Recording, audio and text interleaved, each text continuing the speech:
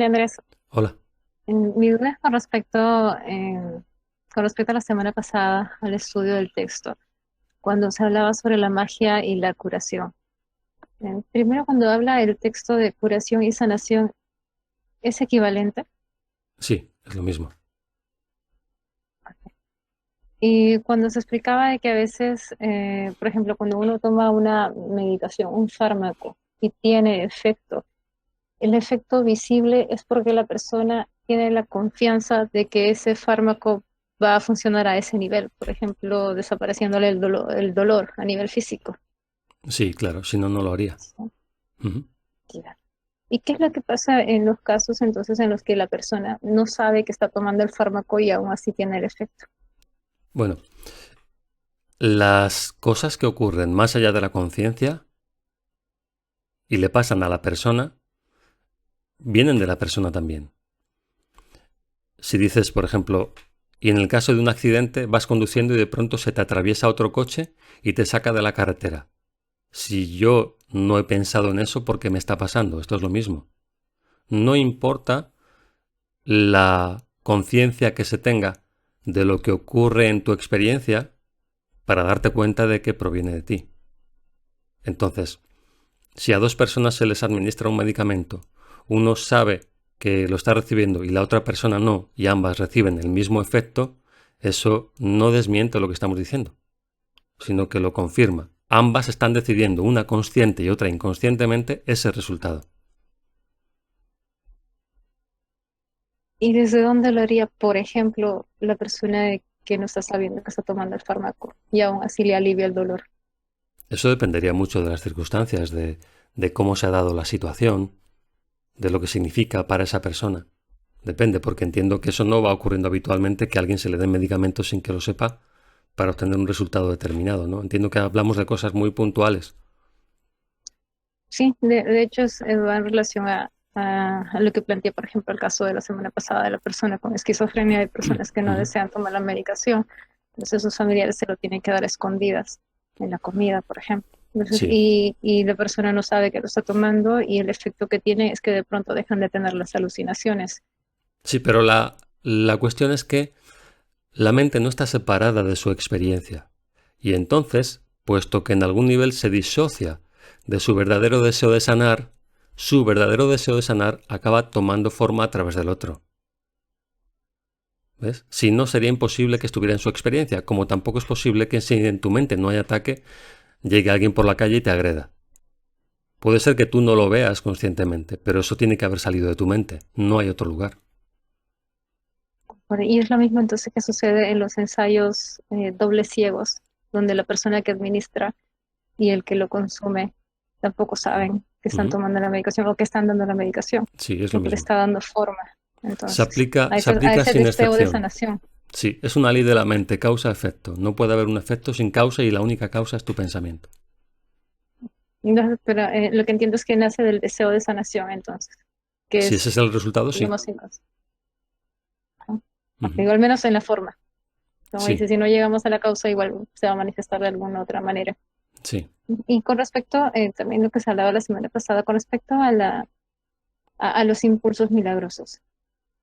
Que mencionabas que en la medida en que nos identificamos con nuestro cuerpo, ese impulso milagroso iba a tomar la forma de un impulso sexual.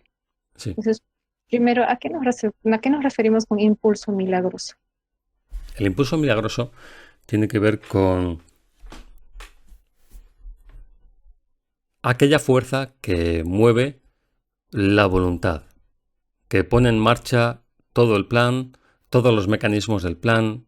Si hay acción, y todo el tiempo hay algún tipo de acción, esta acción está motivada por una emoción que a su vez proviene de un pensamiento.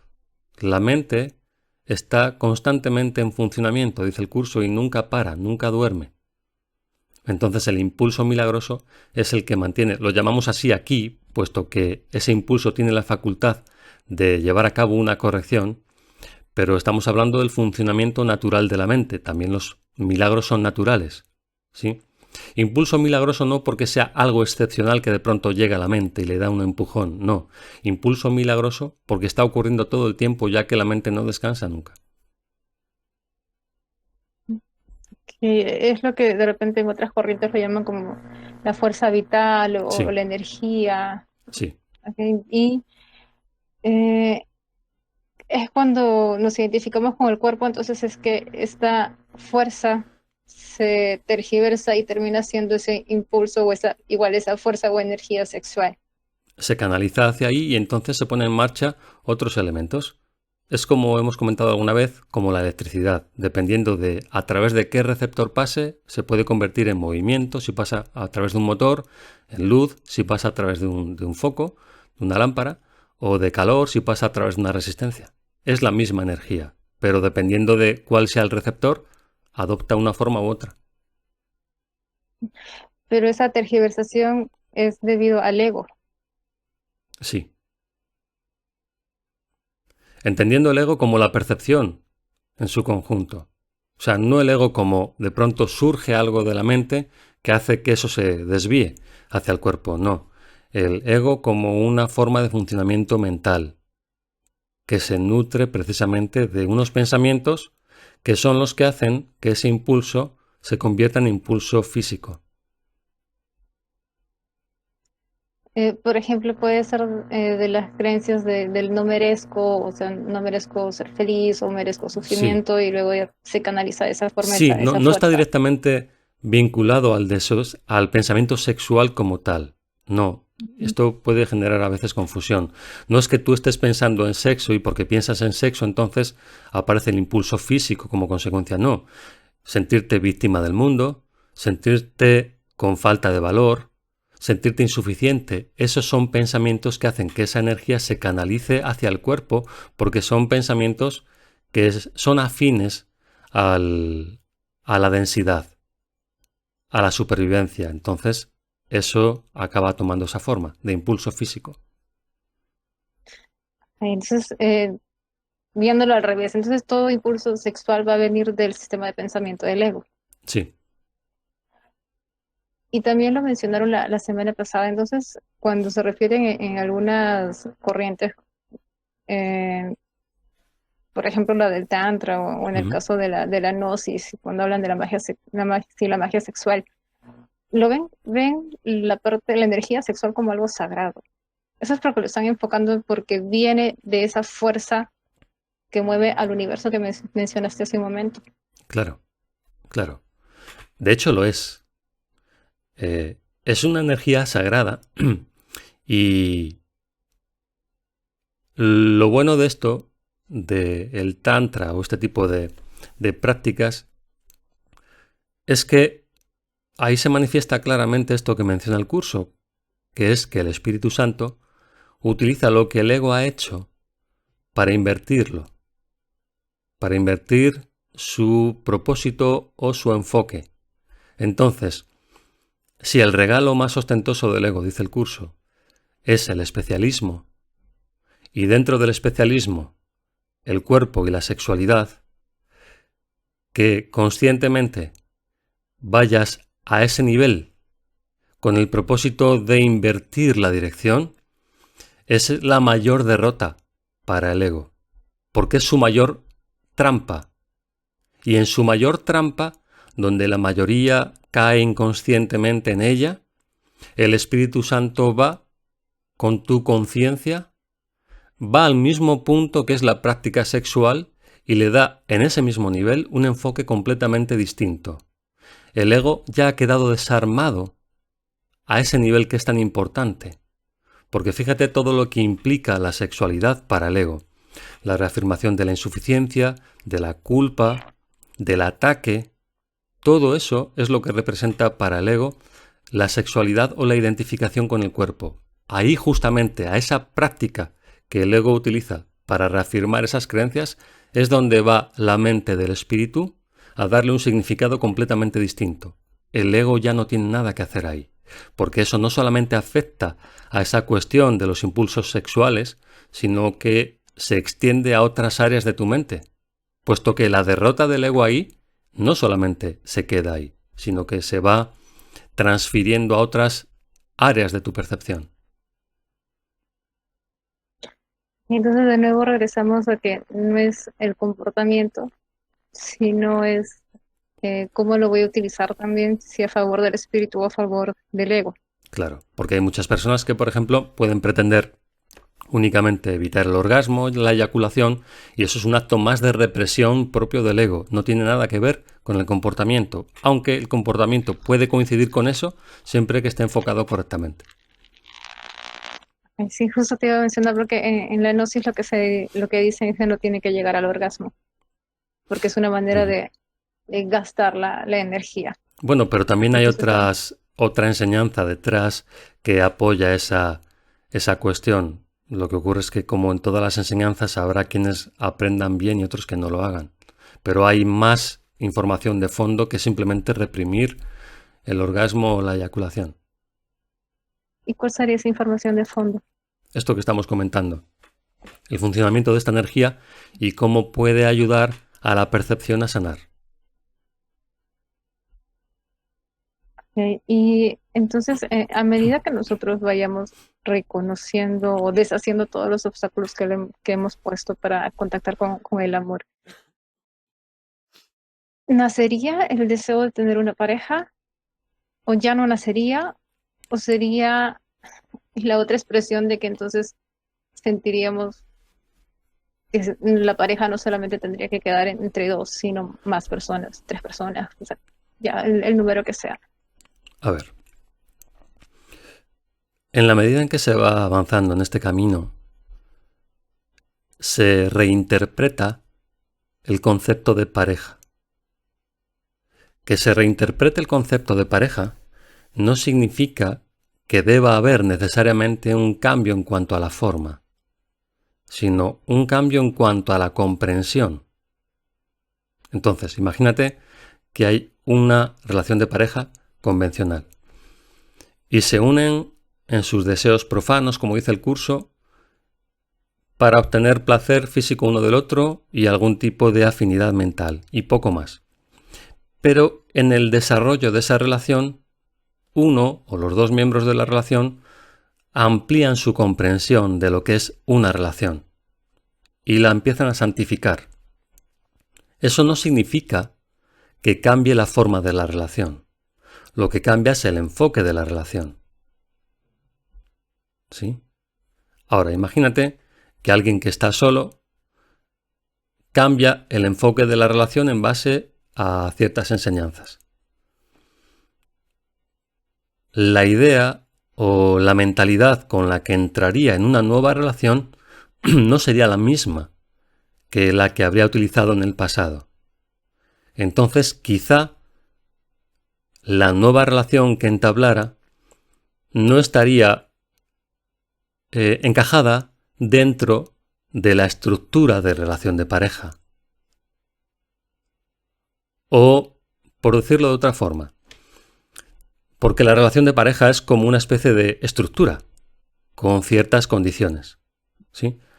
Una persona que entiende la relación de una forma más amplia, quizá ya no tendría necesidad de esas condiciones, lo cual no significaría que no estuviera dispuesto a aceptar esa forma para relacionarse con otra persona, es decir, podría tener una relación convencional, sin ningún problema, de exclusividad sexual, por ejemplo, pero en su mente eso ya no tiene el mismo valor que podría haber tenido en el pasado. Por lo tanto, cualquier condición con respecto a eso ya tampoco aparece en su mente. Necesito que las cosas sean de esta manera, eso ya no tiene sentido porque ha ampliado su punto de vista. ¿Qué implicaría tener una visión más amplia? Porque es lo que acabas de mencionar, no me queda claro eso. ¿Significaría que ya no restringiría la relación solamente a dos, sino a más, por ejemplo? No necesariamente. Podría ser, pero no Pero sería necesariamente. uno de los casos. Ajá. Digamos que ya no es una condición para que esa relación tenga valor. O sea, la relación no estaría basada en ese hecho. Lo cual tampoco implicaría necesariamente que eso tuviera forzosamente que ocurrir. No es un elemento determinante para el mantenimiento de esa relación.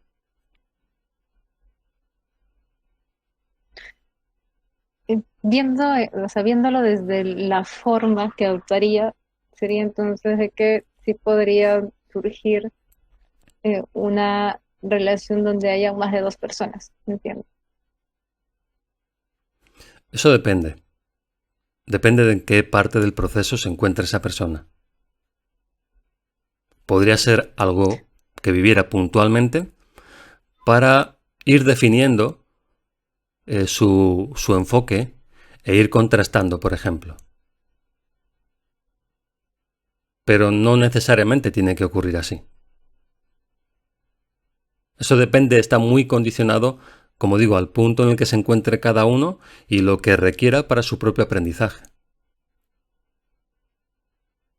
Pero igual nos estaría hablando de algún tipo de insuficiencia, entiendo que ya no. O sea, si bien la mayoría de relaciones que vemos en nuestro medio, ya sea de dos o más personas, están basadas en la insuficiencia y en esa necesidad de completarse a sí mismos.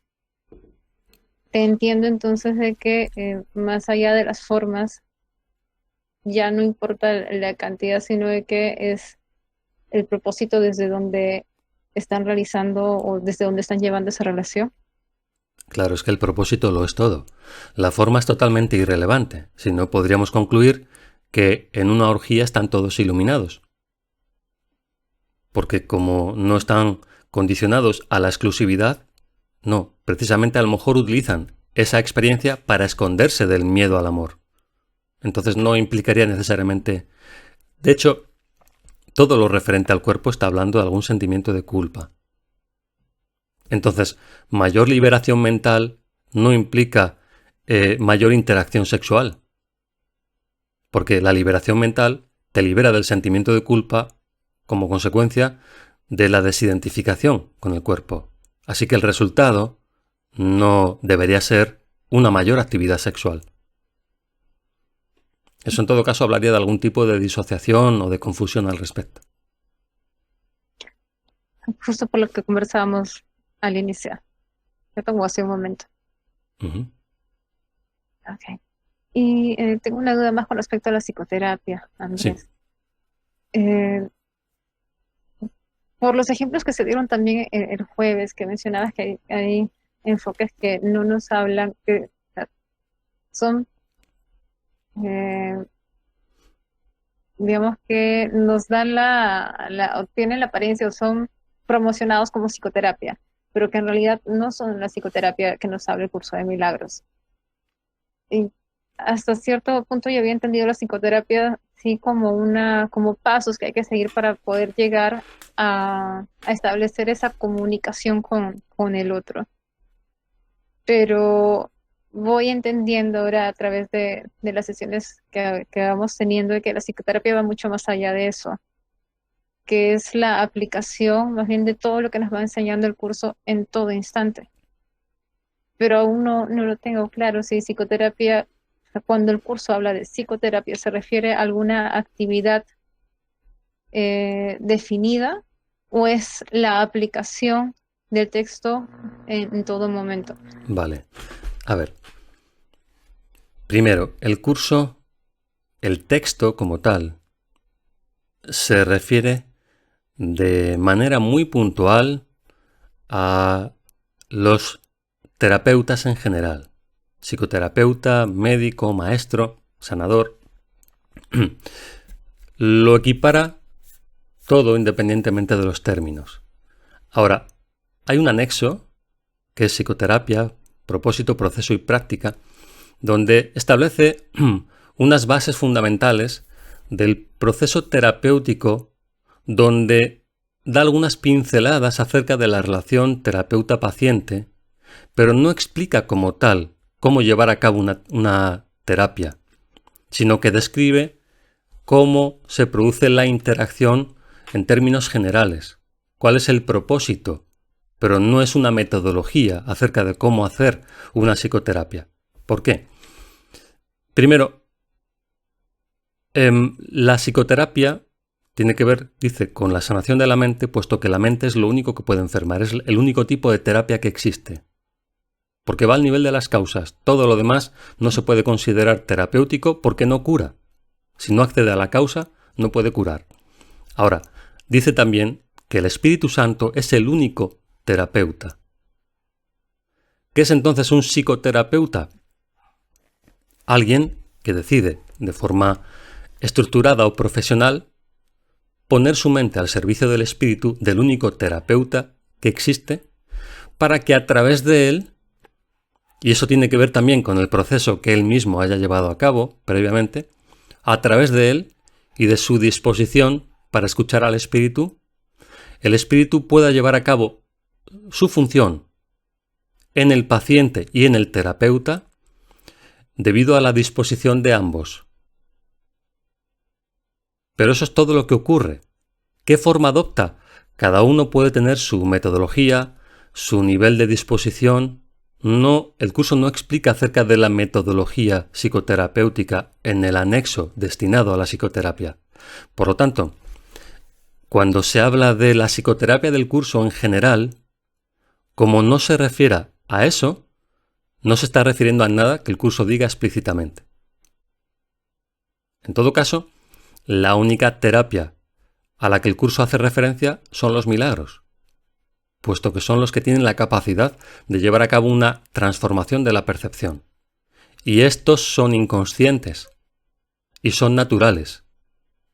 Así que ni siquiera hay necesariamente una metodología que aplicar al respecto. ¿Qué es lo que ocurre entonces? Que en función de la experiencia de cada obrador de milagros, el Espíritu Santo adopta una forma u otra, hablando en términos de metodología, porque al final cada obrador de milagros interactúa con los demás en función de su propio aprendizaje previo, de su propia experiencia, y esta puede variar enormemente. Así que no hay una metodología como tal más allá de la que tenga cada terapeuta, pero que el curso no enseña. Entonces, cada persona que va a llegar a cada obrador de milagros o psicoterapeuta es porque necesita de esa metodología, al menos en ese instante. Eso es justo lo que dice el curso. Yo te enviaré a todo aquel que pueda seguir mi dirección a través de ti. Porque la forma específica de curación que adopta a través de ese obrador de milagros es la que esa persona concreta necesita en ese momento. Por eso no puede haber como tal una sola metodología, sino que la metodología se adapta a la experiencia de cada obrador de milagros. Ya, te entiendo mejor porque yo había entendido entonces el jueves pasado de que cuando uno adoptaba una sola metodología no era lo más adecuado. Entonces, sí, cada uno, o sea, cada obrador puede tener esa metodología, pero también no tiene que estar limitado por ello, sino de que también tendrá que estar muy receptivo al momento en el cual esté aplicándolo, porque quizá la persona que tiene al frente necesite de otra metodología y si tiene que surgir algo nuevo o alguna modificación, entonces se manifestará en ese Sí, instante. y luego está el aspecto en el cual dentro del término psicoterapia se puede englobar cualquier cosa que a alguien se le ocurra porque esté en relación con el curso, porque la persona esté en relación con el curso. ¿Sí? Entonces, definir algo así como la psicoterapia del curso me parece que es muy atrevido porque está queriéndosele dar una validez a algo únicamente por tener el nombre del curso, llamarlo con el apellido psicoterapia y entonces de esa manera validar cualquier cosa. Que el método se adapte a cada terapeuta o a cada maestro o obrador de milagros no significa que dentro de todo eso que se haga todo valga. Es como si yo te digo, bueno, Sí. entonces como la metodología se adapta a cada uno, yo te voy a echar las cartas del tarot, por ejemplo, es una idea, ¿no? O voy a utilizar cualquier otro sistema con el que yo me siento cómodo.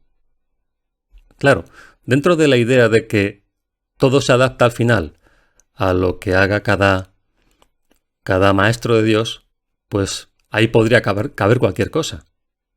Entonces habría también que tener en cuenta que cada uno da lo que ha aprendido. Y sí, se puede adaptar, pero hay que ver de qué nivel estamos hablando también. porque algunos niveles son tan básicos o tan rudimentarios que hay muy poco del espíritu que pueda trascender esa metodología. Sí, te mencionaba porque en el medio hay muchos que mencionan la psicoterapia y que refieren que son los pioneros en ello. Entonces me confundió cuando hablan justamente de ese tema o de- cuando mencionan lo de la ética retrospectiva, por darte un término, ¿no? Ujú. Sí, bueno, los primeros en qué.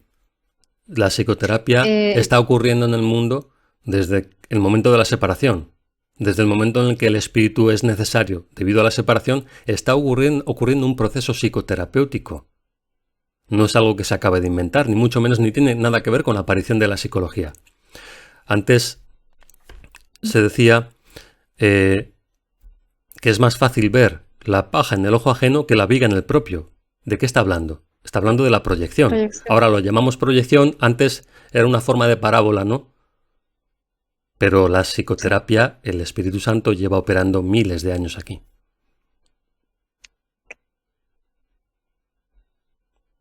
ya me ayudaste a conectar todo lo que Ujú. tenía ahí desconectado antes. Muchas gracias.